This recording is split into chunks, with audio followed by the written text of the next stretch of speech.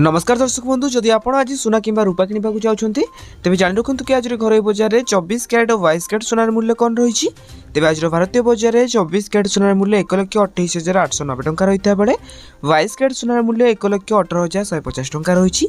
ठीक से राजधानी भुवनेश्वर में 24 कैरेट सोनार मूल्य 10 ग्राम पिछा 1,28,890 टंका रही है बेले 22 कैरेट सोनार मूल्य 1,18,150 टंका रही।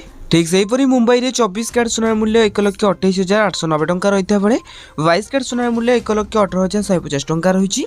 एपरिक नुआदिल्ली में 24 कैरेट सोनार मूल्य 1,29,040 टंका रही है बेले 22 कैरेट सोनार मूल्य 1,18,300 टंका रही। तेज दक्षिण भारत प्रमुख सहर चेन्नई में 24 कैरेट सोनार मूल्य 1,29,380 टंका रही है बेले 22 कैरेट सोनार मूल्य 1,18,600 टंका रही। तेज पूर्व भारत प्रमुख सहर कलिकता में यथाक्रमे 1,28,890 टंका और 1,17,950 टंका रही सोनार मूल्य। अणपटी रूपा मूल्य किलो पिछा 1,90,000 टंका होइछि।